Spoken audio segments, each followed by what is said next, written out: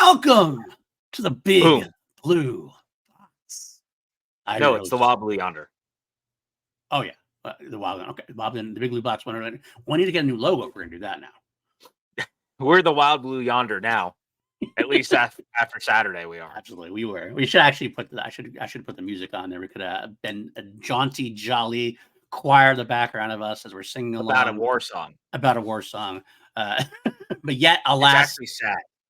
Alas, scheduling will not permit me to do that. In fact, we're doing this on Tuesday, recording this on Tuesday. You're going to get this later on Tuesday, when you would usually be getting Two Mediocre White Dudes on Film. Obviously, you look at the logo here. This is not Two Mediocre White Dudes on film. It's just Two Mediocre White Dudes in a big blue box. This week it's better because we're on Jason Takes a Cruise. I got to tell you, it's funny when we talk about Big Blue Box, we're talking about Two Mediocre White Dudes on film. I can't help but feel like we have to talk for 40 minutes about Friday the 13th. Before we get into actually Doctor Who. But yeah. Don't worry. I don't think we're going to do that today because we're too excited to talk about Doctor Who, the second of 3 60th anniversary specials, reuniting David Tennant and Catherine Tate as the... And Russell T. Davies. And Russell T. Davies, of course, bringing back the showrunner who brought brought Doctor Who back from the, not quite dead, but it was on life support for a little while, I feel. He really brought it back to the forefront. And of course, he is back in a big way as well. All getting ready for Shuchigawa's debut. Well, his debut will be next week. Spoiler alert. We assume. That's in the trailer. It's in the teaser. Yeah, I know. But you know what? We've had trailers lie to us in the past. Not sure. The Doctor does lie. So you never know. But definitely making his debut on Christmas for his Christmas special, unless that's a big kind of lie and they're really faking us all, and it's really David Tennant just staying along and continuing on. Which that would honestly be the world's worst lie of all time. Honestly, nothing surprises me anymore. So I don't know what to think at this point. But this was a great 60th anniversary episode. But I think a couple of things we want to talk about before we break down the nitty gritty. Let's talk about fandom a little bit. I don't want to get too negative about because things. I'm going to be mean. We can do it in as positive manner. No, we can't. We can't, Paul. There's a problem with fandom right now. Well, there's a problem with all fandoms. That's the issue. Exactly. I guess the key question I ask, and something I brought up actually on Holy Snooks, my Star Wars podcast. Why are you all diseased? That's not the question I was going to ask. That's PJ's question. You can answer that as you will. My question is speculation. Is it good? Is it bad? And I don't think there's an easy answer to that. Because quite frankly, I don't know about you, but growing up as a Star Wars fan and a Doctor Who fan, I always found speculation to be part of the fun. You and me do it all the time. We sit in our little text threads, we sit in our phone conversations, we're like, what could possibly be happening? What's going to go down? Where is this going to take us? And we come up with the most wild, crazy shit. Ludicrous ideas that have no chance in hell of happening. But yet we have fun talking about it. And I'm going to answer my own question. That means that Matt Smith and Peter Capaldi did not appear in Wild Blue Yonder, by the way. They did not appear. Exactly. It was a ludicrous idea, but we both believed it. We did both believe it. We did both. And the funny thing is we believed it, almost hoped for it, but at the same time didn't want it. We understood that it actually would have been detrimental, depending on how it worked. Yeah. And we actually both came to terms with it very early on that was probably not going to be the case anyway. Correct. Absolutely. Now, most of our speculative ideas, they go out there. They're ludicrous ideas that would probably never happen anyway. And yet we have fun with it. So I'm going to answer my own question first, and then I'll let you chime in on what you think. Speculation, is it good or bad? I think it's good as long as we all realize that our big ludicrous ideas are most likely not going to happen, and we can accept what the storytellers are going to try to deliver us. I think that's the end game right here, because speculation has killed some fandoms because they have built up this big intense thing in their mind, and it doesn't happen. And they're like, well, fuck, that sucks. And it's like, no, but you made it up. They didn't make this up. They didn't promise you Peter Capaldi and Matt Smith. They didn't promise any of that. You thought it was going to happen, and it didn't happen. That's on you, not on them. Really I know I'm going to speculate. You get angry. It's really beautiful when you get angry because because you know what? Why are you all diseased? I am so tired of acting like for some reason the big thing in your head that you're convinced is gonna be the thing that no one promised you and that it doesn't happen and you get all big mad about it for no reason. I called this, what was it, a week ago when the director came out and he's like, guys, you need to understand there are literally no guest stars of returning doctors in this.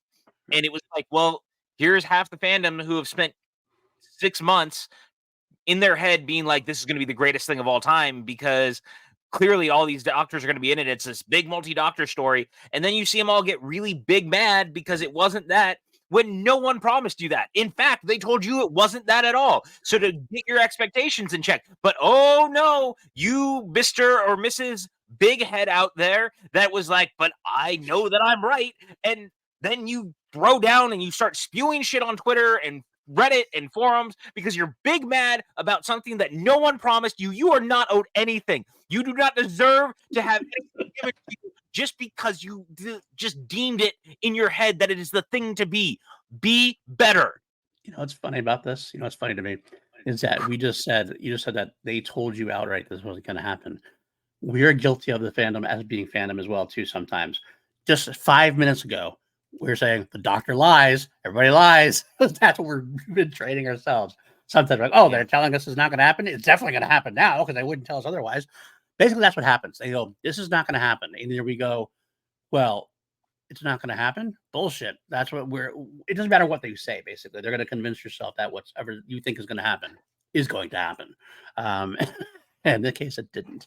And I know part of it is we are kind of been trained. I mean, what happened in the 50th anniversary, big 50th anniversary special was a great moment. One of our favorite episodes. We had a lot of fun with that, where David Tennant and Matt Smith had an adventure together.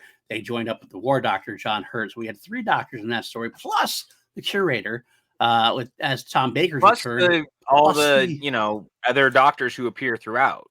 Right. And the other doctors at this point, I mean, they were at least just footage, I guess. So, but you still had 4. Cool. You still had 4 active doctors appear. That was a big deal. So how can the 6th anniversary be any less? Oh, Capaldi did make an appearance. Exactly. You're correct. That's a good call. It's a good call. But then again, like we already had that with the Power of the Doctor, where we had McGann, Davison, and Hartnell, not Hartnell, but Bradley as Hartnell, as it were, and McCoy and Colin Baker. Yes, absolutely. We had that. Just like an episode or 2 ago, whether you watched it or not. If you didn't watch it because you didn't hate the Jodie Whittaker era, that's on you. We just had that story. You want to watch that story? Go back and watch the Power. And that's kind of the thing, because I think people now in their heads think an anniversary means that it has to be a multi-doctor story. You have to have a multi-doctor story. And frankly speaking, I think that next week is going to have a air of multi-doctor to it anyway. So beside the point of that, though, is that there's nothing saying that an anniversary must mean all things multi-doctor. Right. There's no world where it has to be that. Now, yes, we have clearly treated many of them that way over the years, but there's nothing saying that it must be that way. If anything, I think one of the things that we have proven with this, because where we're at in the time frame is we're basically celebrating 20 years of New Who on top of celebrating 60 of the show overall. Right. The Giggle is very clearly a love letter to things that happened not during New Who. It is very much throwing back to the William Hartnell era. Like, obviously, that's why they're using the Celestial toy maker. Right. So you're getting Unit in it. Unit was also in the first episode. That's a thing that goes back to the classic era. Like there's a lot of love for all of Doctor Who in these specials. Wild Blue Yonder happened to be the contained horror like psycho thriller type thing that Davies likes to do once a season, but he didn't get to do Midnight with Catherine Tate. So now he's kind of getting to do that within the 60th sphere, but it works here because it actually has a lot to say about the Doctor. Right. And a lot about the character's history and a lot about who this character is and is going to become. There's a lot happening in this episode that it makes it perfectly the 60th. A lot to unpack with what you just said. I have two major things I want to discuss, at least mention.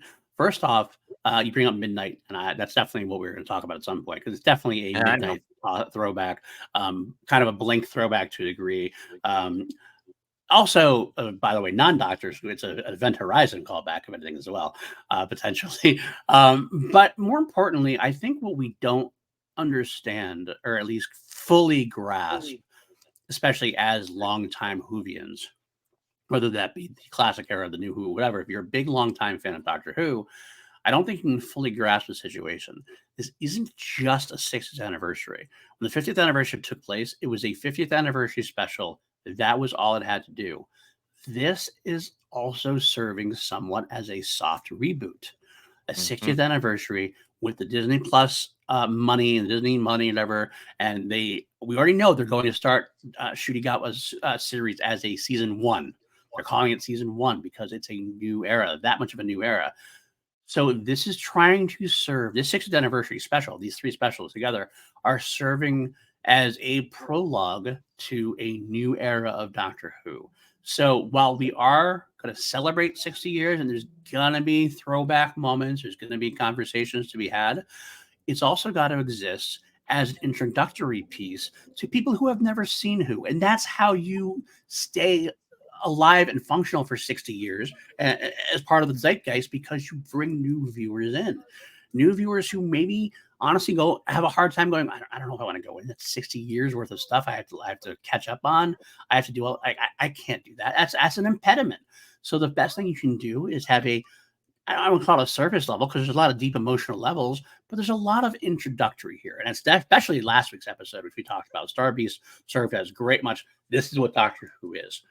Yeah, that was the basic RTD Doctor Who episode. Correct. And you mentioned before, you think the third episode, the next episode, is going to be a big kind of cluster moment. And I agree. We have, from everything we know about the episode, there's going to be a lot to unpack next week. This served as this almost is a statement of last week's episode was a typical Doctor Who RTD fare, fun, a return to the fun adventure, wonderment, get the nostalgia factor of David Tennant and Catherine Tate. That was David Tennant and Catherine Tate being in the roles. That's the nostalgia factor for the old Whovians. The structure is introducing us to introductory to new Whovians, hopefully. And last week's one thing, this week's episode is, just so you know, this is another facet of Doctor Who that we like to do every once in a while.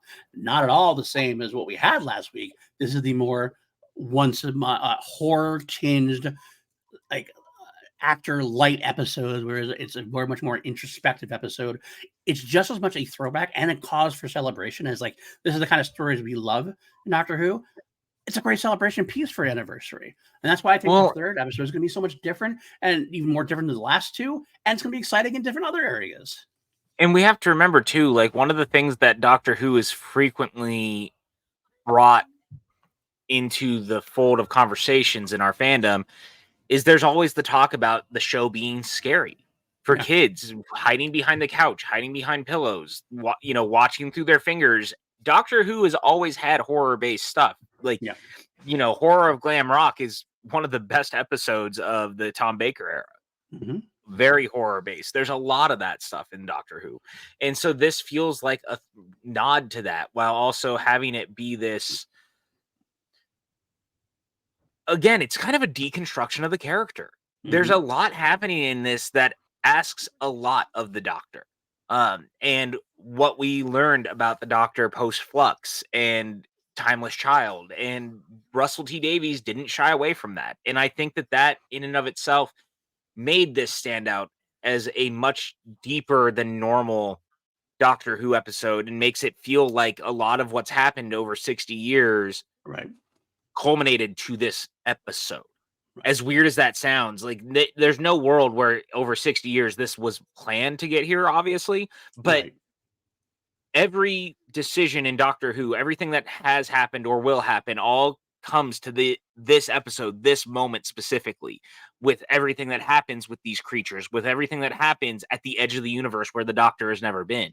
Right. And I think that is the cause for celebration. 100%. And here it is for me also. We have been in love with the show for a long time. Obviously, I mean, I didn't really get into it. I was always a part of my life. I mentioned this story before last week where I grew up with my cousin who really loved Doctor Who. I didn't really fully get into it myself until after New Who, but I went back and watched all the classic episodes as much as I could. I feel like we have been around. If you look at 60 years of content and stories, there's a lot of shit. There's a lot of awesome stuff, but there's a lot of shit as well. Like this is not the perfect. Like no franchise is perfect. Every franchise has some down moments, has some shitty episodes, has some lore that's confusing, things you don't like. But we love it, warts and all. And to like retcon anything actually serves as a disservice, I think. Whether you like the time, whether you like Flux or you don't, we are quite on board, both of us, saying we were not a big fan of the Chibnall era due to this with the writing, a lot of things. I mean, I like Flux a little better than you and better than most people Yeah. do, I'll be honest with you. But even I don't think it's like great Doctor Who storytelling.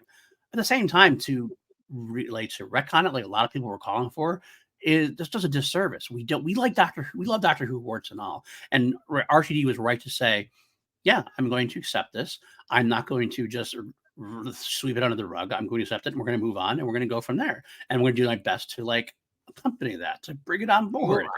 I mean, this kind of thing has happened in the past too. The Yeah, Mobius Doctor stuff was such a big thing in the 70s from the Tom Baker era that just never really went anywhere. And it never went away. And really, Chibnall was a big enough fan that his idea of doing the Timeless Child type stuff with the Fugitive Doctor and whatnot kind of does tie in to the Mobius Doctor stuff. But I'm also just of the idea that maybe I don't love the idea of a pre-one Doctor that no one remembers, because maybe, frankly speaking, I think that doing another forgotten Doctor so soon after the War Doctor was kind of a fluke and not maybe the best idea.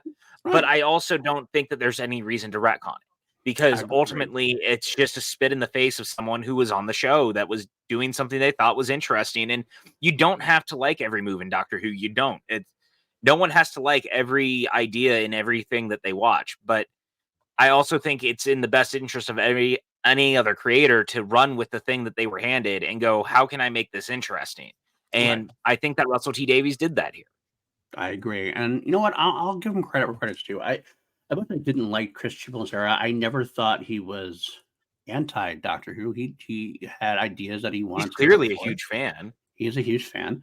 And even if I don't agree with his ideas, I think he did his best to try to give us the Doctor Who that he thought we would like and that he would like. And it just didn't end up working out, unfortunately.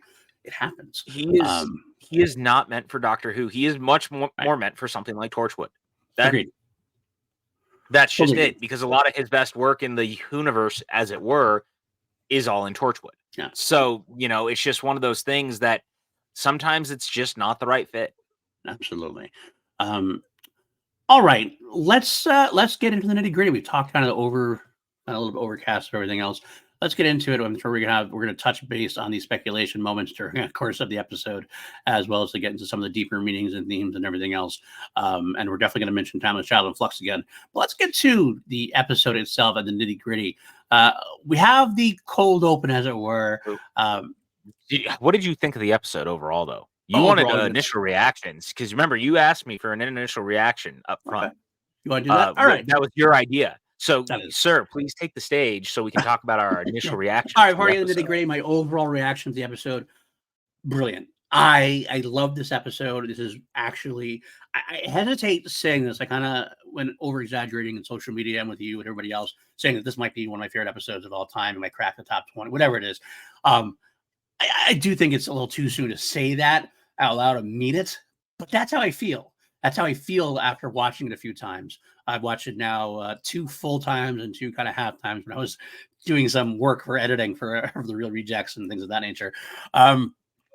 I loved. I mean, I love these types of episodes anyway. I'm a big fan of Midnight. I'm a big fan of Blink. I'm a big fan of those singular, insular, horror tinged episodes that we go to. And this one hit it out of the park. I think it's wonderful that David Tennant has shown such a growth. He was always wonderful in the role of the Doctor as the 10th Doctor. I feel like time and experience and age has only done him well. And I think he's a better Yeah. performer now than he was then. And he can get across things now in a line or two that he might not have been able to do before. And that's brilliant. Catherine Tate, the same way. They both give tremendous dual performances throughout. Everything about this checks a lot of the Doctor Who boxes off, with the exception of any kind of big sweeping anniversary type stuff that we talked about that everybody was speculating about. But besides that, I don't care about that. That's what we have the next week episode for. Everything else. This was a perfect example of what Doctor Who can be, hopefully will be, and I think he hit it out of the park. How about Yeah, you? I mean, I adored this episode. It's very much in keeping with the things that I love the most about the show when it gets to be very strange and very sci-fi and very out there. And I think that a part of that came down, obviously, I thought the writing in this episode was fantastic, but No. it was taken over the top by the incredible performances that you really just nailed. And one of the things that I'm really taking from this is that Tennant's time away from the role in live action, he had grown a lot in the time between the end of time and the day of the Doctor, but he's grown even more as an artist from the day of the Doctor to now. Yeah. And I think that him playing this version of the character where there so much has happened, which obviously is brought up in this. What happened to the Doctor since Donna saw him last? And so much has happened that Tennant plays it in such an interestingly different way. This version of the character feels like it doesn't have the ego and the angst of 10. And I Mm. think that this one has a lot more of the love for his companion in the way that 11 would have, or 12 Mm. would have, or even 13. There's a lot more of this like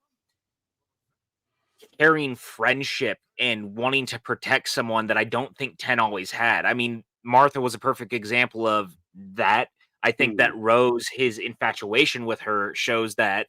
And then him and Donna were just best friends, but he couldn't save her. And I think that hurt him more. Yeah. And so in this, for it to have this impact on the character to the point where now you see how he interacts with Donna. There's this little moment where he kisses her hand and he's trying to take care of her and he wants to save her so bad that at one point he feels like the creature is actually her and Donna, is that you? The way that he's breaking inside. This is a very different version of the character that he has ever played. And I know that we had talked about, there was a time where I was hoping he would play it with a different accent or do something very different. But I'm glad he's not now, because I think that it's more important that he plays the role the way that we all know him to be, but so differently that when he hits certain moments, it feels like a different character. Right. Yeah, absolutely. Absolutely.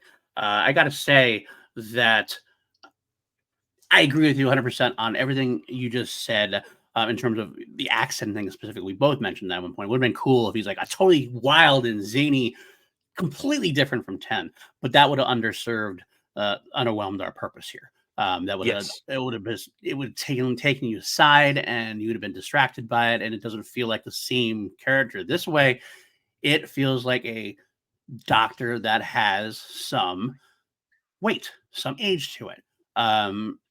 If that makes sense. He is dramatically speaking, he feels like he has experienced what 11, 12, and 13 have experienced. So he's not Hmm. the same as 10 just by that alone. And that's enough. That is enough to distinguish him, the 14th from the 10th.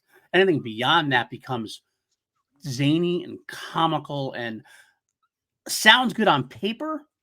Sounds on paper. This is a different doctor. We have to differentiate them. And when we have different doctors, when we jump from Tennant to Smith, we jump from Smith to Capaldi. We had wild shifts in who those characters were, but that made sense for who they are because each new actor has to establish a new identity as the doctor while encapsulating everything that has come before. This didn't need to do that. It just needed to show the weight of the years that had passed and the experiences that had passed. And he would put it, it's the mileage at this Yes. point. So yeah, I agree. That's what I'm basically. It's a long story short that we're on the same page. This one goes.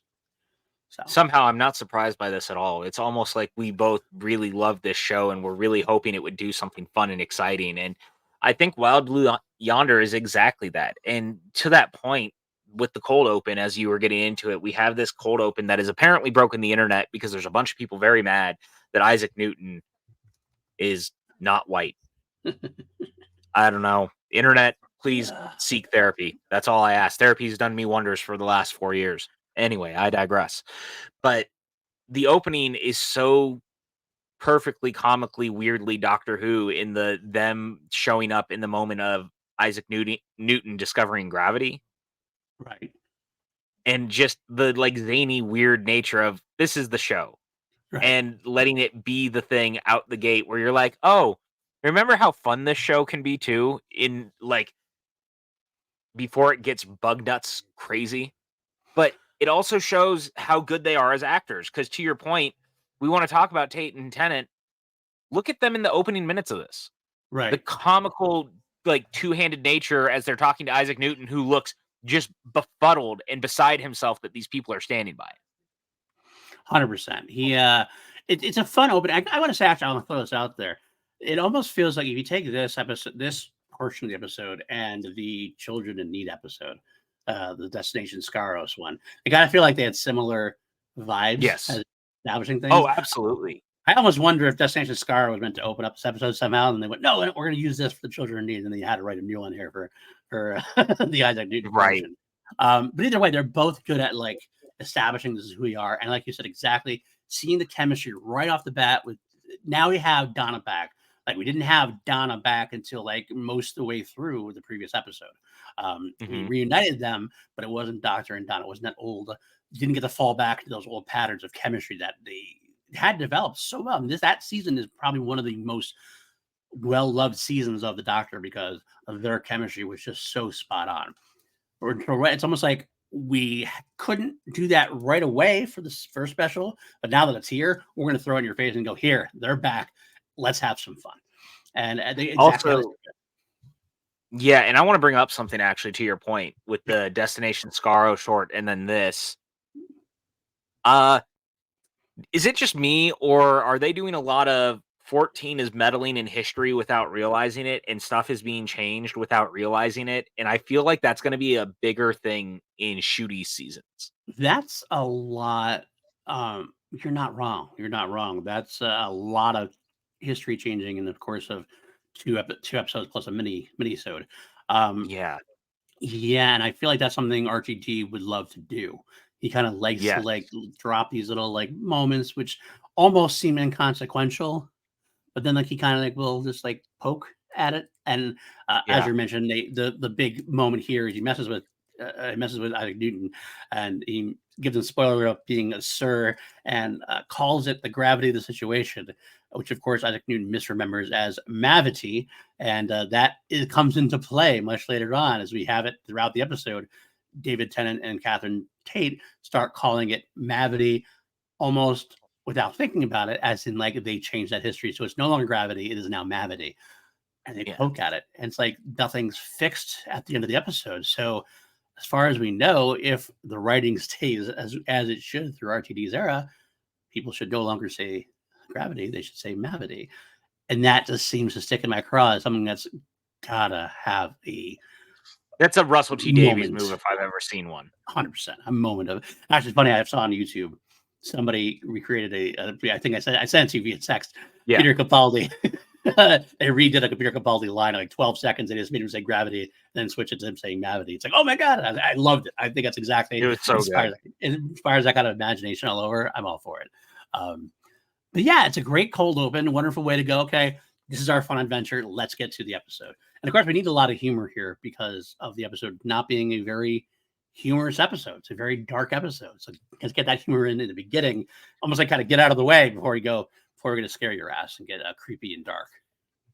Yeah, it's really interesting how Davies had said up front, he was like, this episode's really creepy and really terrifying. And he wasn't wrong. Like, I really didn't think that the second episode of his return tenure, if you will, was going to really go for that throat Yeah. midnight style, like dark storytelling. But he really did. And this whole episode really doesn't have a lot of lightheartedness. Like, there are moments of lightheartedness when they meet the robot for the first time and things like Sure. that. But this is not a very funny, fun episode. This is like a dark, very intensely psychological, Sure. weird thing. And I'm so glad that he didn't Yeah. shy away from it, because I think it's good to remind the audience that Doctor Who can be this way. And I think it's good to scare some kids again. Disney Plus could use more content on this in the States that allows children to hide behind their couches. And this is a perfect example of it. Absolutely. So the TARDIS gets thrown around. We end up landing on this spaceship. The TARDIS is blaying out the jolly war song while the Yonder, as it really destroys itself for the most part. Fire everywhere. Fire everywhere, explosions everywhere, all from a cup of coffee. Donna, Damn it, never Donna. change. I Never love change. when the doctor goes, "It wasn't your fault." She goes, "Well, no, really, this was." And he goes, "Well, yeah." Yeah, pretty much it was. Um, so David, the doctor has to fix the TARDIS in the only way he knows how to, which is basically by regenerating it or rebuilding it, allowing it to rebuild, which I've always loved as the TARDIS can do. It's a nice little way to be able to have some fun with it. So he sets it up to go, and of course, what does he do? He doesn't stand there and wait around. He can't. He's the doctor. He's still, after all these years, uh, can't help but feel the need to go exploring. He sees on a spaceship. He's like, I gotta go, and he gets like a little kid. He's always been like this little kid. He's almost like jumping in. Oh, it's a spaceship. We can go check it out. Like, and Yeah. Donna's like, I don't really want to because I want to be here and get back to my family. But okay, fine, I'll do it because she knows she's not going to stop him. You know it's going to happen. And we get to go out into the big, open, big ass ship. And this is where some of that Disney money comes into play. Well built set, well big production values. I thought. Um, I loved the set design. I love the ship itself, and we get a glimpse of this possible being or something way down the road. Turns out to be a robot. By the way, Jimbo the robot.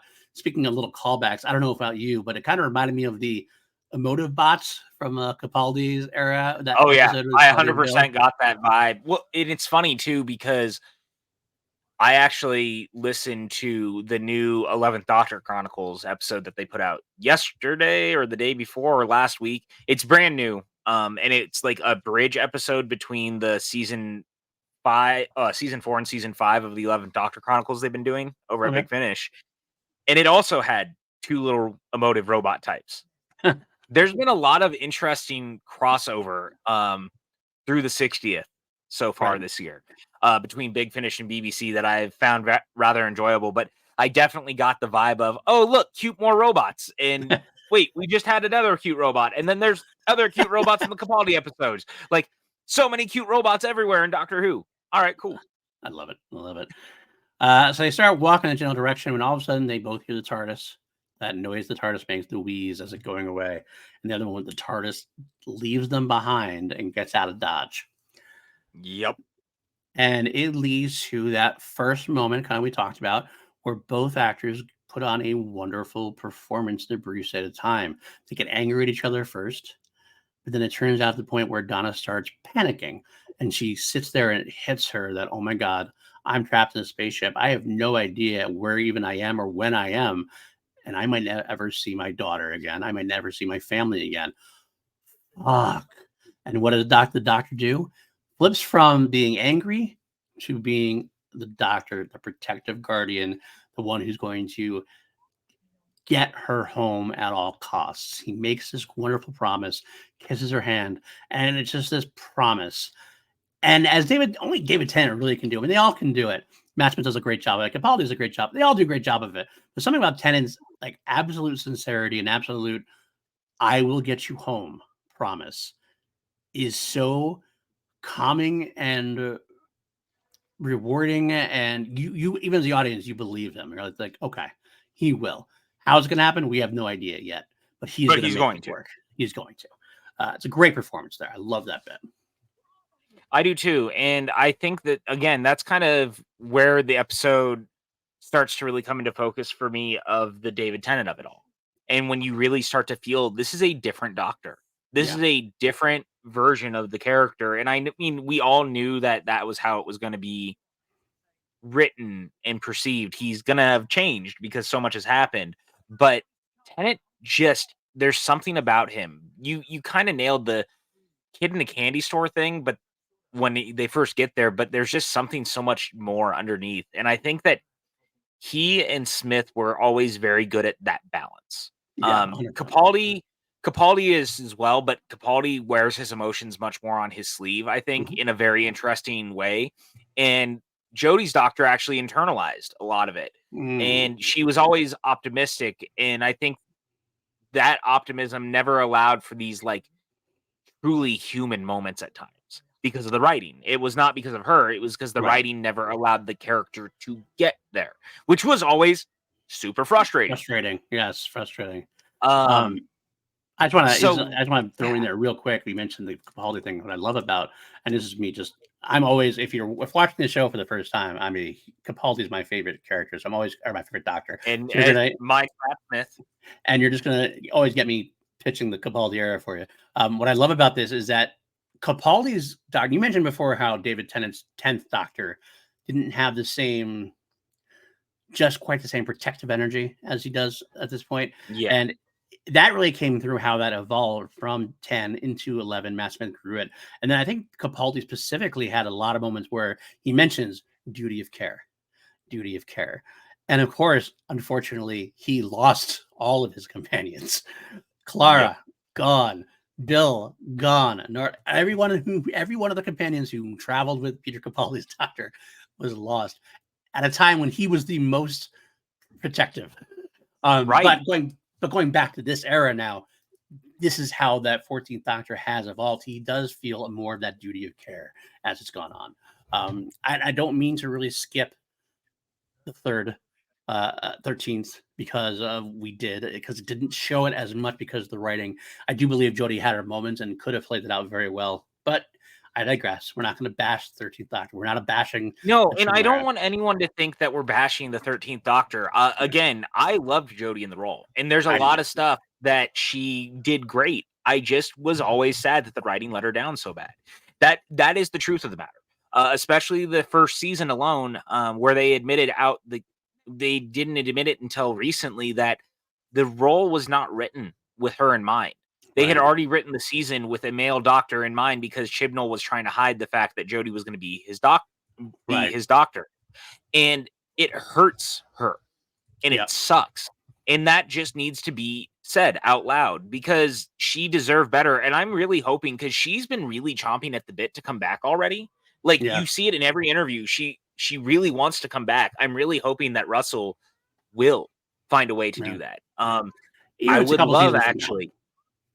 I would love for her and David to find a way to do a multi-Doctor story together because they are so good together in general as actors.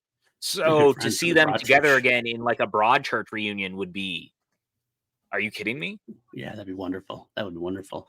That could happen at some point. Something like that could happen down the line. Absolutely. Yeah, absolutely. So, all right. So we have the issue, the HADS explained, hostile action displacement system. And so when the Doctor started rebooting the TARDIS, it probably got flipped on and it left. So of course they decide, well, there's something here that's causing that. So we're going to have to figure out what's going on and set it right so it'll come back.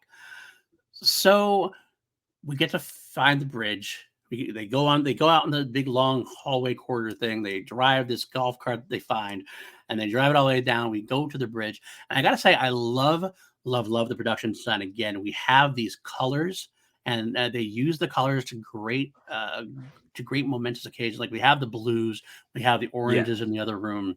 It's a warmth and cold, kind of go back and forth. It's a great dichotomy of what we're going to see as we get into the nothings later on. It's a great dichotomy there, and I loved that moment. I love the bridge. Did you like that bridge? What did you think about it? You know what I thought was interesting? when they get there, what's the first thing Donna notices when they're looking out at space? That there's no stars. What did that remind you of? It did remind me a little bit of The stars are going out. The stars are going out, right? Exactly. Yeah, I immediately was like, "Oh, what an interesting callback." Yeah, there was a lot of Even those little callbacks in this episode, which makes Yeah. why it's a great anniversary episode, despite what people think sometimes. A lot of little callbacks at that. I'm sorry to interrupt. Go ahead. Yes, exactly. No, you're fine. But to your point, I thought that the colors and everything worked really brilliantly and everything was super fun. But I immediately was taken to, oh, this is interesting because this is giving me those vibes of Yeah. that, initial season 4, the stars going out thing. Right. So then there's also this moment where the doctor is like, I have never been here. This is the farthest I've ever been. And honestly, it got under my skin. I loved how the bridge looked. I loved everything.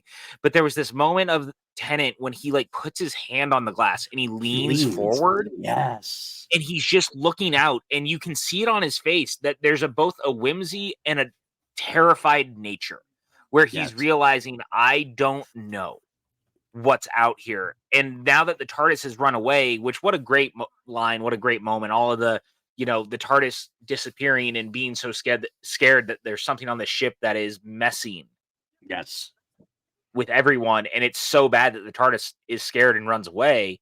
Right. So you have that moment play out, and when he leans forward, you can just tell that this is not usual, and he plays it so great that it gets under your skin in the right way. I agree. It's a choice that he made that really added to the idea because like I know it's like movies like I know Interstellar is a movie I watched when they had the moment where the guy I forget what his name was, but character was talking to Matthew McConaughey and saying like all that stands between us and space is like so much steel or whatever. And I kind of had that same moment. David Tennant leaning into that has a moment like, okay, wow, between us and nothing is this little piece of glass here on the bridge. He's scared and he doesn't show it often, but he's scared.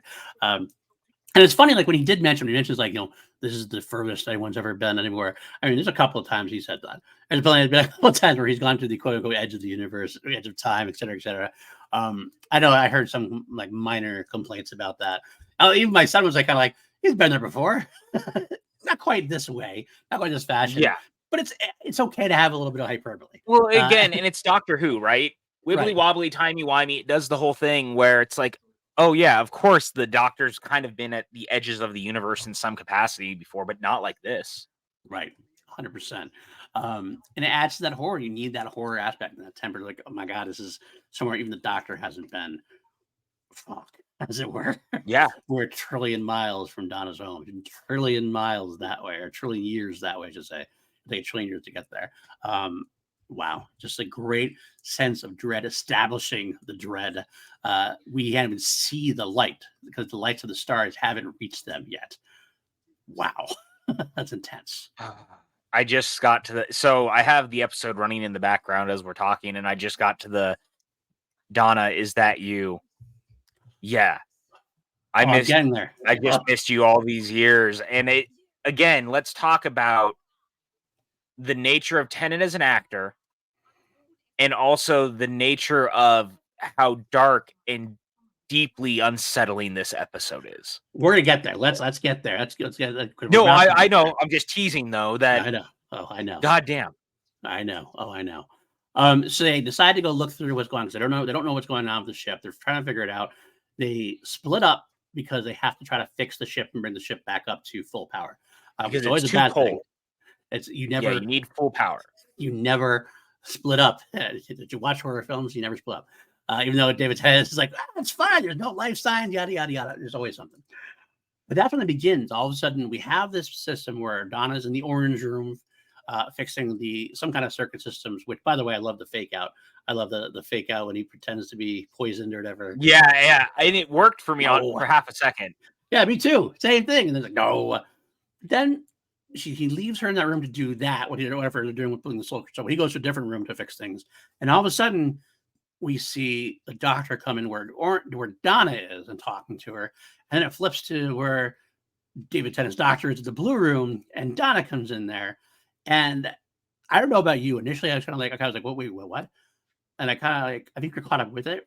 And it almost felt like, are they just editing back and forth? Or like they go into one room and then are they going back and forth between these rooms and we're just getting edited versions of that kind of thing? And then it was I thought it was a great shot how they did that, because we kind of learned as they learned that Yeah. this was something going on. And I loved that.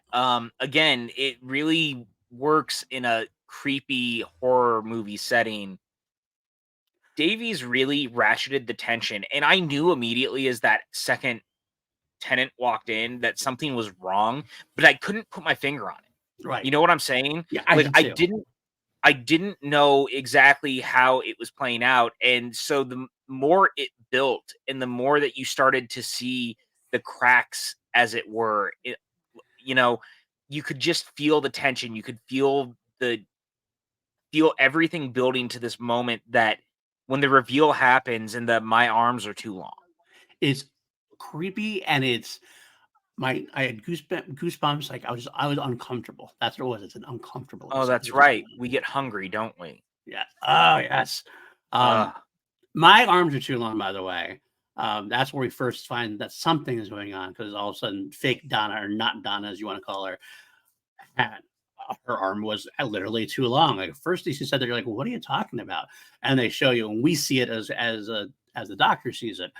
I really feel like this is the repetitiveness of that phrase, as they use it a couple times throughout.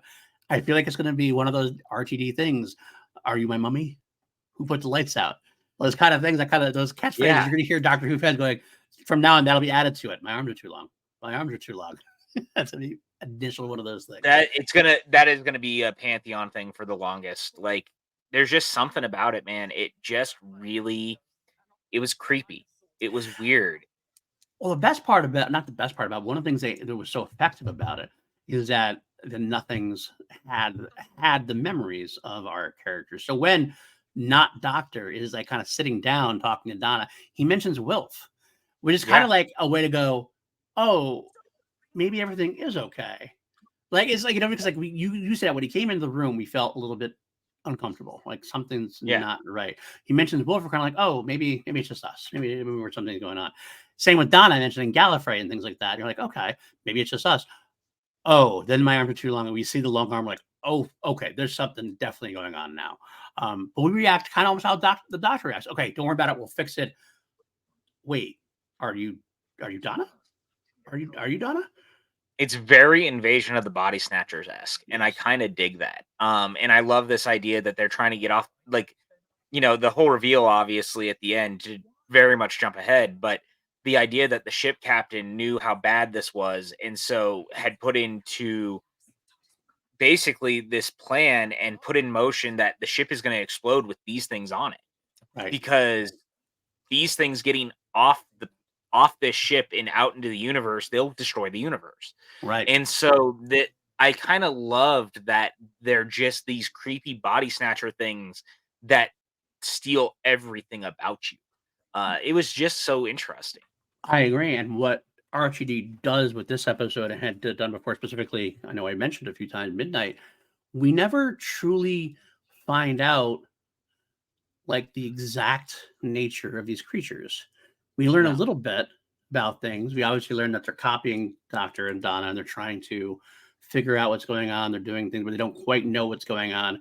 But at the end of the day, we don't know the true nature. We know that they come from the nothing, which means there's something from out there in the nothing, which is terrifying in and of itself. Things that are beyond our knowledge of creation, beyond our boundaries, so to speak.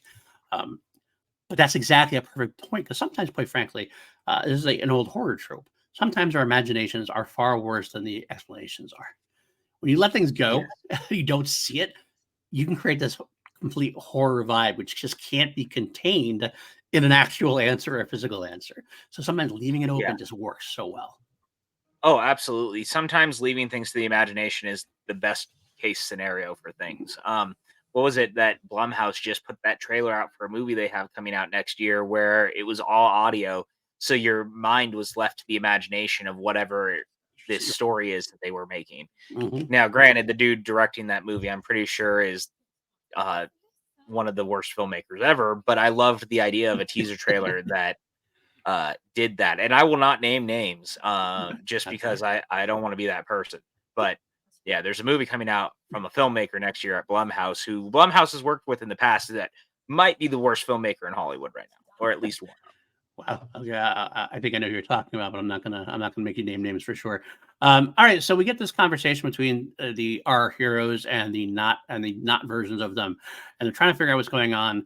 And we get to the point where our doctor realizes that they have to basically leave because they're not getting much of a choice, and our uh, the not creatures start chasing him down the hallway. And what a great moment for body horror fans, Cronenberg type fans. It almost feels like AI art is attacking them. It's a great, Yeah. actually, it's actually a great commentary on what we're talking about AI, to be honest with you, because that's what it looks like. It looks like an AI version of our character. Donna, specifically, her face is terrifying. Like, What terrifying, the not doctor. Well, not just that, like when the arms get wonky, when the faces get wonky, when the teeth get weird, like the over exaggerated versions of the creatures not getting things right is simply fucking terrifying. Yes, And I 100%. love that. I love that they lean on it. I love that that's a thing that just works and makes sense, you know? Like there's nothing in that that doesn't hit right. And Right. more kind of weirdness like that is always a good thing, because Doctor Who should inherently always have that like weird underbelly to itself. Yes. And I gotta say, I actually had texted you while we were watching this too. I forgot to bring it up, but in the idea of, oh, the spoilers of what this episode was going to be, but I remember even texting you going, oh, so that's why they hid this episode for so long. This Right. idea of it being a double hander where David Tennant and Catherine Tate were the guest stars in their own episode was highly fun and interesting, and just such a different thing that we had never really done with the show before. Agreed, and it's what RTD said. I mean, RTD actually had a video afterwards where he admitted that how he handled the situation might have been partially to blame for the big expectations that people have. And part of that was they redacted actors' names in the roles Right. because they wanted to keep the spoilers away.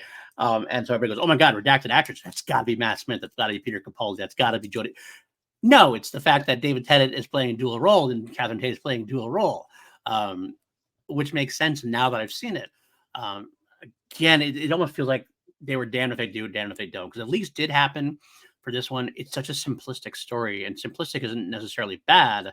It's not bad at all. In fact, I love the story, but it is a simple story. If you take that away, and you know about this going ahead, going into, you know about the what's going on, it completely takes away from the vibe of what they're going for and the horror aspect of what they're going for, or at least lessens it to a point where it's not nearly as effective as it is if you go in completely blind. So I don't blame him for doing it the way he did. It's just unfortunately it happens to be that it ends up making people think it's going to be something else. Well, and again, I mean, it's the thing we were talking about, right? Right. It was people get in their heads and start building things out to be a specific thing, and they get too excited about it when they should just let it ride out and be the Right. thing that it needs to be. And I'm very happy again to say that this one very much, at least to me, lands and works and makes sense. And I'm glad he hit it. I think I even said it on Twitter where I was like, this was better than anything I could have imagined as a fan. Like Yeah. for all the fan theories that were out there, for all the things that so many of us were thinking and saying, this was the best case scenario. Like Absolutely. it was nothing that I thought it was going to be, and I think that was so much better. Agreed. I completely agree 100%. Um, I think it's like I feel like I almost want to avoid spoilers entirely, and it's hard for us to do. We tend to like to search out rumors, so we both love speculating. We love speculating. We Yeah, love hearing fan theories. We love hearing what fans have to think about it. Of course, doing that sometimes lead us to be spoiled for things, or like we hear about things earlier than we should. Um, and I actually sometimes think, like, I always wonder to myself, is that being detrimental? Should I go in completely blind every time? Um, right. and watching this episode is a good argument for that case to go in completely blind. I don't know what'll stop me. I have no willpower when it comes to trying to speculate with people. I don't look for rumor. I don't look for leaks. I don't look for things like that. But I can't help but like get involved in the rumors because I love talking about Doctor Who so much. I love thinking about what's Yeah, coming up. absolutely. All right, so they got chased down the hall. They got too big for their britches, as it were, the dot things, because they have problems with mass. They have problems with shape. As we mentioned before, the arms got too long. We try to fix the arm. The jaw happened. They're not quite there yet. And it gives them time to run, and they get split up as they go into the walls of the ship reconfigures again. As we don't think we mentioned that last time, the ship reconfiguring, but it reconfigures and parts of the ships flip flop, and everything else. And they get into like the guts of the ship, but they're different parts of it. So they got to try to find each other again. And of course, what happens is Donna runs into a doctor, and the doctor runs into a Donna, and we don't know, is it the right one? Are the right ones together? We don't know. Even if the both of us, I think as the audience, have to quickly assume that they're not with each other, because we get to see both things going on at the same time. And if it was the case of the not things being the ones together, there wouldn't be a situation that was going on. But that ends up being another great set of performances from both characters. Specifically, I have to say, this is where we're going to talk about what you mentioned before, we're leading up to it. Our doctor and not Donna, they talk about Gallifrey. And this is where she brings up what you mentioned before, the timeless child, because she says something about coming from Gallifrey, and the doctor says, we all were talking about me coming from Gallifrey. We all know we're from Gallifrey. Until Donna says, but you're not. And that hits his face.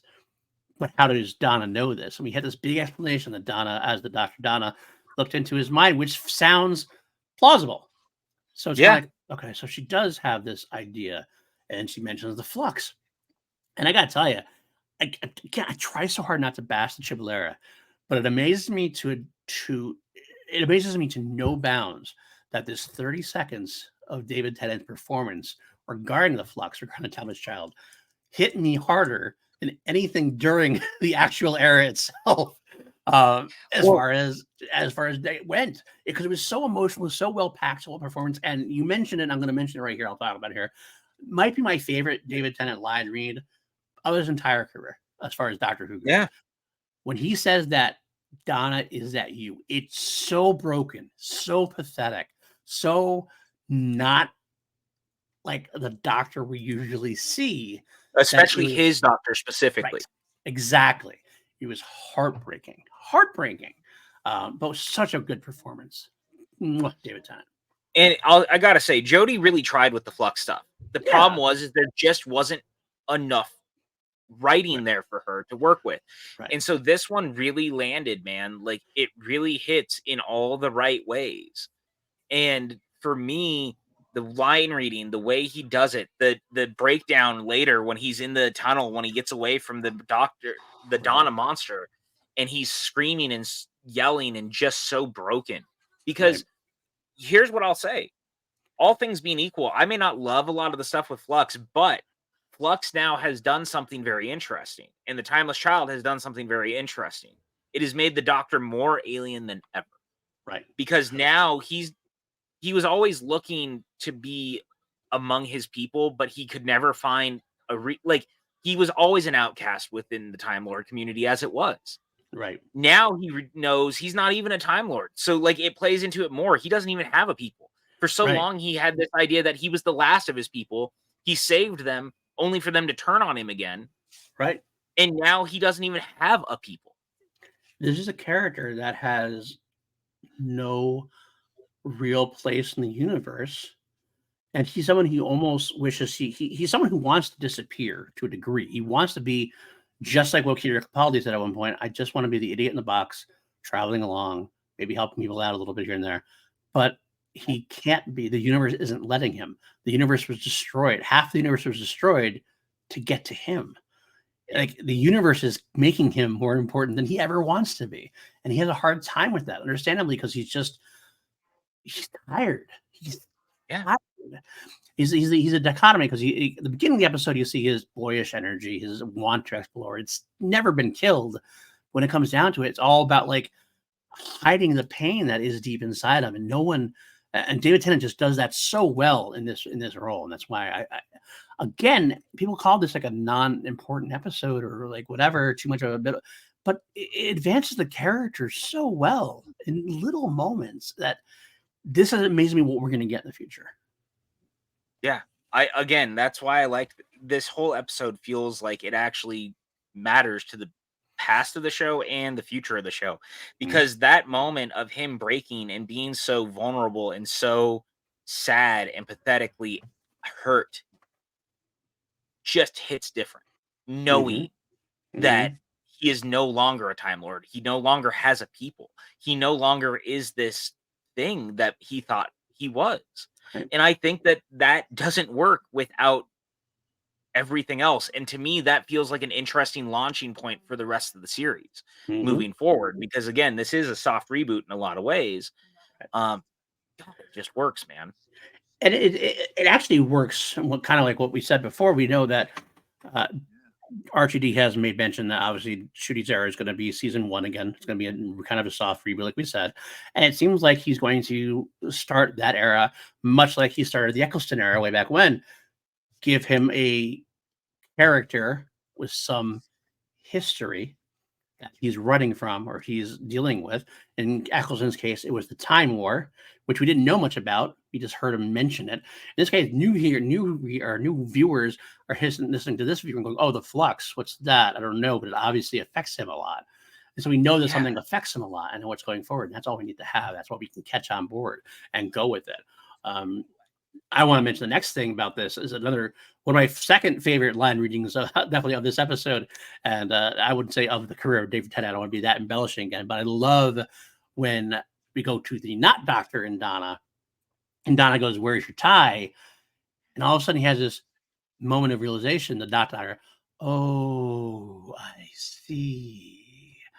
When something is gone, it keeps existing. Yeah, instead of it just disappearing. Because It's the so thing trying to play her saying that it's the doctor when he takes the tie off. right, I thought that was brilliant. And again, it just made him creepy. creepy because there was a lot of moments in this episode of it being a two-hander to a four-hander between all of them. Mhm, mhm. And each version of the characters acting was better than the time before it because it really leaned in on who they were Right, and what exactly. was happening. And that moment was just so creepy because Tennant again sells it to your Yep, point. Not to say it's his greatest acting of all time, because God, the dude is just a right. master. Wonderful, right. But But that could have like, gone very simply, but yet David oh, just easily. added this touch of creepiness to it that just made it hit out of the park. And he follows it up, of course, with the Exorcist spider crawl type thing, which I loved, Oh my especially God, how they so filmed creepy. it because like there was just like jerking motion as it follows him, and it makes it even like more creepy in a way. And he Yeah. starts chasing Donna down. It's a great moment. It's a powerful moment, and it leads to our next era where we get to see them all after we have that emotional moment, like you said, you mentioned earlier of the doctor outburst of all the pain he's going through, runs into it, and we get a team of the Dr. Donna, not Donna, all in the same room. And we have a throwdown, as it were, trying to figure out what's going on. And it's a cool moment again, because the audience is trying to figure out who is who at this point, and Right. you don't know. You really have no idea at this point. That's what But I loved about it though, because it really again allowed us to be in the dark as much as they were. And right, I think that that's an actually very underappreciated art of making the audience and the character feel as in the dark together as the story. right, Because sometimes the audience is ahead of the characters or the characters are ahead of the audience in certain things, right? right. Especially in murder mysteries and things like that. But Yeah, in a absolutely. horror setting, it's just so interesting because, frankly speaking, I just think that us being in the dark in the same way they are, in that feeling of, oh my God, what's happening? It really works, and Okay. it's really well done here because as they're discovering the things, we're discovering the things, and that makes it that much scarier. And I do think that we haven't really touched on this, but there is a truth to this. Is the first time in a long time it feels like the doctor is behind, and we also are. And so there's something to be said in a post flux universe, because now that we know that the flux was not undone, that means half the universe really was destroyed. The universe is going to be weird out there now. And he kind of deals with it with the salt and the the idea of creating a myth and trying to push the myth onto the universe. But the universe is broken and scary and weird right now, Yeah. and you feel it. And I kind of love that because I think that'll play into shooty seasons as well. Agreed. I do agree. I think that this is always set up to have us, and I think this also goes back to the Isaac Newton thing to a degree too. We are no longer in a universe that we know, and more importantly, not in a universe that the Doctor even knows. We're so used to the Right. Doctor being so knowledgeable of everything, the billions of languages he knows. I almost think that's a commentary to himself. When the TARDIS leaves, he knows 20 whatever billion languages, but not this one. We're going to get a lot more of that, these things where even the Doctor doesn't know what's going on. It's a really cool, intriguing introduction to the character, revitalizing of the character. He's not the same we think he is. He's not always going to have the answer. He might make mistakes. In fact, he does make a mistake at the end of this episode. He fixes it because he's the Doctor and he's the hero, but he makes a mistake, Right. which we're going to get to very, very shortly. I do like the salt thing. It's kind of a fun moment. It was a little bit at the time. I'm kind of like, really? That's where we're going with, but it made sense as we go along as we figured it out. So the salt is dissipated. Donna not Donna dissipates the salt. They go chasing each other again, and we get back to the bridge, and we get another glass wall between them, which I kind of like. I did have to say There was when I a saw lot it, of the glass wall. I'm like, there's a lot of glass walls going on in Doctor Who recently. What's going on here? We're going to use that again. Okay, fine. But this was actually one of my favorite sequences because you're putting the Doctor in the weirdest position. The Doctor has always been about figuring out what's going on and how I can fix it.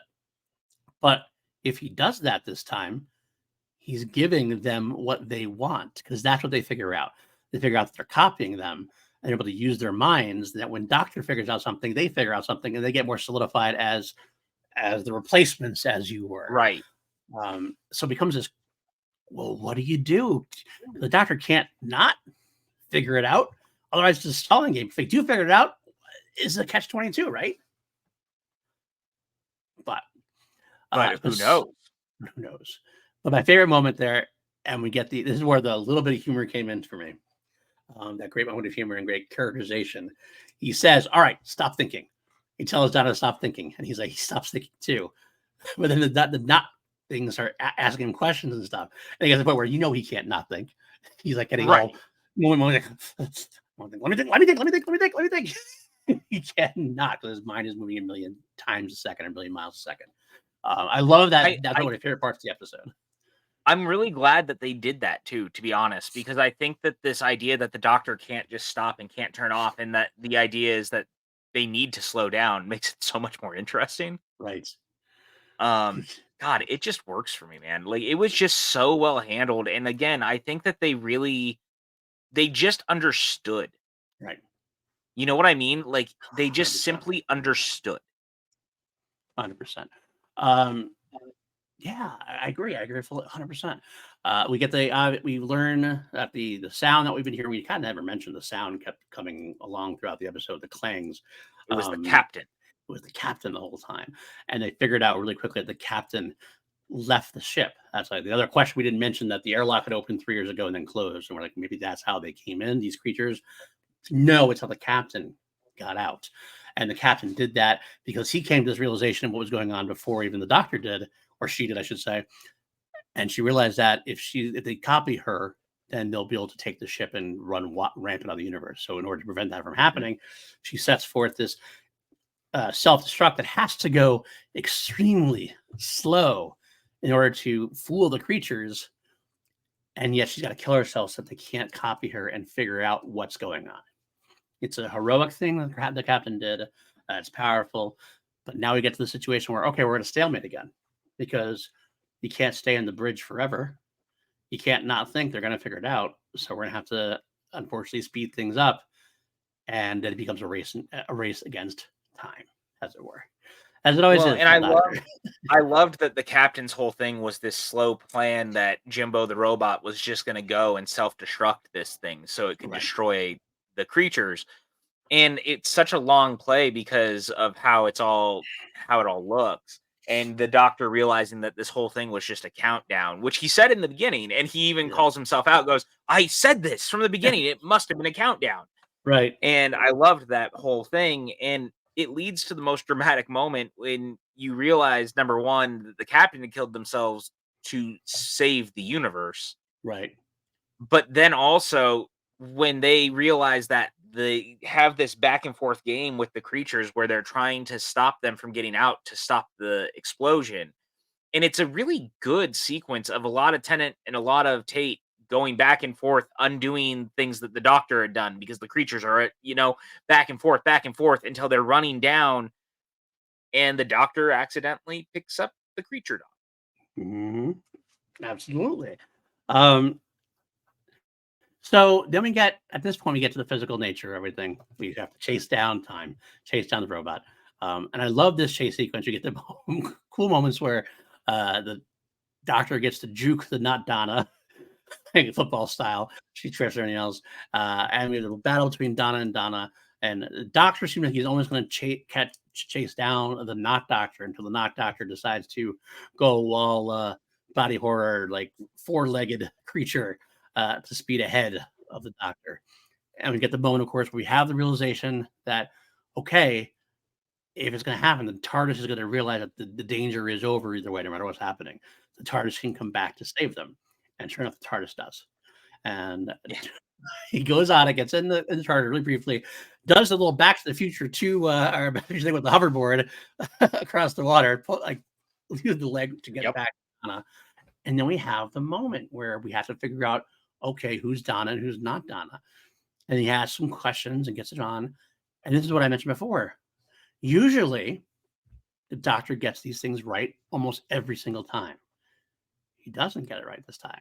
He picks the wrong Donna and gets the wrong Mhm. Donna. Or when the TARDIS starts leaving, the heart-wrenching performance that Catherine Tate gives as she's screaming, I'm me, I'm me, you got the wrong I one. was I was, dying watching. and what? Here's a masterclass of writing, which I got to say, masterclass of writing is this: we're watching this, we know that Catherine Tate and Donna Noble are in the giggle next week. Yeah, We know that she lives, and but it yet could have been the creature.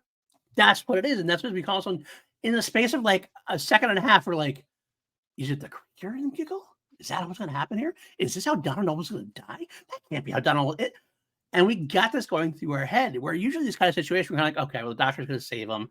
It's going to be a threat. He's going to jump. I didn't know. I wasn't 100% sure. And that's a Yes. hard feeling to evoke in this kind of situation. I mean, I have the whole jokes a lot of times in like Star Wars, and it's a little different, I know, but like during some of these prequel thing type things or whatever, Obi-Wan gets in danger. Me and my family joke around, well, I hope Obi-Wan's going to be all right. Well, we know he is because he comes, he has him to play later on. We know he's going Right. to survive. It's a little bit like that. And yet I had the tension, the goosebumps of, holy shit, is this not going to be fine? What is going on? Oh my God. It worked. Right. That's a masterclass in writing right there. I really thought that Davies just absolutely nailed this, man. Yeah. I really do. And it continues to be one of those, like, I was surprised because I was on the edge of my seat thinking that the doctor got the wrong Donna and he was going to bring this creature to the universe. Yeah, I Right. mean, that would have been a very tragic end to Donna Noble's story, even more so. But it Yeah. also played into the doctor promising to get her home. And so Right. when he realized, what did he say? It was like 0.6 grams of her wrist was Milligrams too or big or yeah. something. Yeah. Yeah. Obvious, really. Um, I gotta say though, that exactly is the moment. Like you're just like, holy shit, how could this be? And when you think about it, if you have time to think about it, you're like, there's no way RTD lets that be Donna's end. Because Right. like one of the reasons they decided to come back was that he could kind of give her a more proper ending than she got. But when you're in the moment watching the episode for the first time, you don't quite have time to think that completely through, which is why You it's know, effective and it works. and to that point, we didn't really bring it up, but there's this moment too where she's talking about her husband. Yeah. And um one of the things that I'm very convinced of more than ever, I don't think 14 is done. Um there's a lot of rumors and speculation about what happens in next week's episode. But Yeah. they've really been pushing this thread, I think, in the last 2 episodes about Donna really wanting the Doctor to stay in some capacity and get to know her family, to take care of them, for the Doctor seeing that Kate is taking better care of his companions than he ever has. Yeah. And, that feels like a thread that started in for me, in New Who with School Reunion. Yeah. And it's a thread that he has continually played through, to your point, the Peter Capaldi of it all, Matt Smith with the Pawns, like, Hmm. all these versions of the character that they have not necessarily treated all the different companions right. Hmm. And I think that there is something being laid to keep Tennant on and allowing him to stay with the nobles and looking in on his companions still, while 15 is going to go off being 15. I agree. I mean, there was a lot of rumors that have gone through community and everything else. But David, I mean, Russell T Davies has always been known for doing things you wouldn't expect, and making it work. And that's exactly the case. I almost feel like I feel like I agree with you. I think 14 is not quite done yet. I think we're going to have a period or way where we can see more of David Tennant's Doctor. Um, Mhm. I don't think he'll get his own series, but I think he'll be around and he'll be able to pop up now and again, while 15 becomes the new true prime Doctor, as it were. Um, Yeah. because we already had speculation before that maybe McGann would have a series or a special or something like that. We're floating this idea that we're going to build a universe out like the Marvel, the MCU to a degree, maybe not to the same level or degree. But that means spin-offs and things. It means like, well, why not visit older doctors again in series, especially someone like McGann who never quite got he never got anything really. Unfortunately, he had the movie Yeah. and the minisode, and then of course his work with Big Finish. But All the Big Finish. most people don't know that. Most people don't know, like, don't listen to that No, of stuff. course. So again, as far as they know, he's got the movie and the minisode and the little bit part in Power of the Which, Doctor. though, funny enough, to that point, in The Night of the Doctor, they canonize all the Big Finish stuff when Yeah, he lists all the companions from, right, you know, when he's apologizing, Charlie, all of the different companions he had been around to that right. point. Absolutely, absolutely. Um, but that makes sense. So it makes sense if we're going to have a spinoff.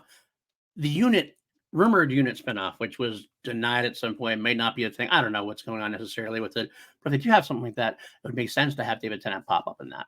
That's a way they can Yeah. make sure the thing is successful enough because we're in untested waters. The spinoffs from Doctor Who have been, some Tortured was pretty successful overall. Some of them have not been, but Sarah Jane was very successful Sarah for Jane was what it successful. was. Yeah, for what it was, and that's a big point. It's not a bad thing to have a David Tennant in your pocket to pop up now and again, though, as kind of burst. Someone who like loves Doctor Who might not be willing to do. I'm not going to go through Torch, but I just like Doctor Who. Oh wait, David Tennant's Doctor making an appearance in it. I'll watch at least that episode. Maybe they'll get hooked. It's not a bad thing to have in the back of your pocket, so to speak. Well, and I'll say this too.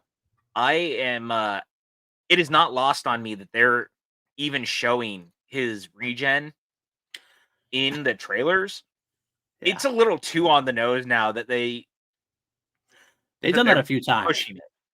They've done it a few times in trailers that haven't been real regen situations. It's almost like Yeah. the surprise here it is. So I would not be surprised if that's something that does not actually happen there. That is not his regeneration. Yeah, and if Maybe. anyone wants to know more about the rumors and such, like you're feel free to comment below or DM us privately, because I don't want to go down the rabbit hole too deep if the Yeah. rumors are actually true, but like, as far as I can tell with how things have played out so far, from what has been rumored previously to how I feel the show is setting things up in and of itself, it just feels like it all kind of clicks into place with where the rumors are coming from Some of and the where things they're going. they make sense. A lot of the pieces have been put into place that make sense for things going. And I'm excited about what's going to happen now. I'm very excited to see what's going forward. Not just as much for Shooty's era as for what else we're going to get besides the Yeah. Shooty Doctor Who Prime, so to speak. I think the future is bright. I think the future is very, very bright. I, Except there's no more Wilford Mott. I'm very sad. Yeah, I was gonna get there. Before we I get there, know. let's touch base briefly on during the return. There's some good moments between Donna and Doctor, where Donna kind of pushes a little bit. We have like it's kind of a sequel to the conversation that the Doctor and not Donna had, where Doctor kind of pushes and do you actually have those memories? Almost like he wants to talk about it, but maybe he doesn't. And Donna says she doesn't, but I Yeah, kind of feel like she does, and that she just doesn't want to put upset like him. right. So it's kind of like she kind of like pokes a little bit, like kind of tests it, and is like, "Well, do you want to talk about it?" Allowing him not to talk about it if he doesn't want to. But like, that's the feeling I got that Donna does remember. She just doesn't want to. She's gonna almost like And she I do think understands it'll that he come needs into to know play that. later. I do think so too. I think it might come into play later, if not next episode, maybe sometime in a future story. I don't know. There's a lot of different things that are kind of dropped forward. I mean, he mentions specifically the salt at this point during this Yeah, thing too. He specifically something's brings up, coming. I can feel it. I can feel it. I can feel it. I push forward this superstition on the edge of the universe where things are kind of breaking down and things can be influenced, et cetera, et cetera. So I think something's happening there. Whether or not maybe he's causing the toy maker to come back, maybe as immediate as that. His doing Right. that push the toy maker back into our reality, et cetera. That could be exactly what it is, or it could be something in Shooty's era. We don't know yet. I guess that's the great thing about RJD. He always drops these hints, and they always eventually he comes back to them. Yeah, they all come back around. Yes, but let's now you mentioned it. Let's get back. They land back in London. There's a few days off, but who's out to greet them? Not her other family, not Rose and not mom and not the husband. It's our friend Well, Wilfred Mott. And the look in his face, he does like the meme a little bit. He does that meme thing he does with yeah, his hand. And then seeing David Tennant's face as the doctor looks out and sees Wilfred Mott is a thing of pure joy, the pure, old pure soldier. joy. The old soldier's still there. We weren't sure we were going to get him back. Of course, let's touch on the base in case you don't know. I don't think everybody knows Bernard this Cribbins necessarily. sadly passed away. Passed away, and not only did he pass away, they had written more for him for the For all giggles for three the third episode, episodes. for all three episodes, but especially going into the third episode as well. Unfortunately, he was only able to film this part of the show. This was the only scene he was able to film complete, etc.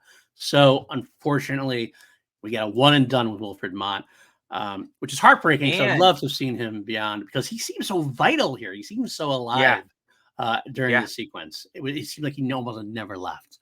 Um, And it was what's interesting too is the set photos from this had leaked obviously very early because they had to film this out on the street.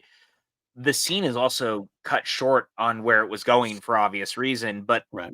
it did have the Doctor and Donna leading Wilf into the TARDIS. Right. And I guarantee he was supposed to go with them, and then I bet he was going to see the stars by the time it was all over. Well, I'm going to be a little bit sentimental here. He did. That's what we're going to get because he already did say that they'll talk about him next week. They did not Yeah, kill him of off. He's course. alive. So as far as I'm concerned, he did go with them in the TARDIS. He did get to see the stars before they dropped him off somewhere, even if we didn't It see it on screen. it honestly reminds me of if none of you have listened to it, Paul and I did together one time because I made him, but after the death of Elizabeth Sladen, Russell T. Yeah. Davies had never really gotten to give Sarah Jane a proper ending because she had passed away while they were making season 5. And so during the pandemic, he actually did a 15-minute epilogue basically to the show Right. that jumped ahead in time, and we listened to it. I had listened to it before, and I was like, "You need to listen to this because I cried, and now you're gonna cry," and we cried together listening to it because it's fucking emotional. He gets everyone to come back and do. It's basically this funeral for her. But I always think of the thing that Ronnie says, which is, I don't think she's actually dead. Hmm. I think before she passed away, the doctor showed up and said, "Do you want to go with me on one last adventure?" And she said yes. And now she's out there traveling the stars with the doctor. And Yes. I like to believe that is what Wilf will also be doing. 100%. You'll forever be traveling with the Doctor. That's the great thing about Doctor Who because they can fit Yeah. so many adventures in there. Like I always think one of the best moments in Doctor Who for me was when River Song and Peter Capaldi, Doctor, had that last night in Beryllium, which was long foreshadowed as that was the last night that they spent together before she originally meets Ten in the library. And we get to that episode, the wedding, the many husbands of River Song, and we get to Beryllium, the Singing Towers of Beryllium, and she asks the Doctor, "So is our last night? How long is the night on Beryllium?" 23 years. And you're like, so much can take place in that time.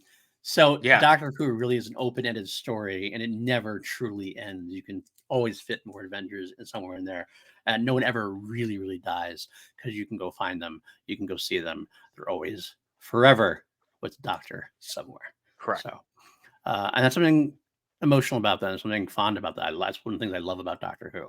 It's a fantastic fantasy, fantastical elements that just work. So absolutely.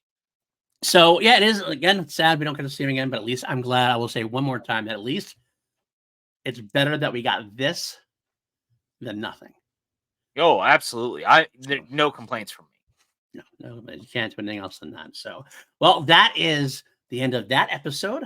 Is there anything you'd like to discuss as far as the future goes, as far as what we think speculating? No, because I kind of landed on it while we were talking about it. I do think that this is being very clearly set up for a very new version of the story moving forward that allows Ncuti to be the Dr. Prime, as it were, but we're going to see more of Tennant. And I don't think that people are quite prepared for what they're going to try to do. And I do think that it's going to be a very interesting twist, as it were, for the series.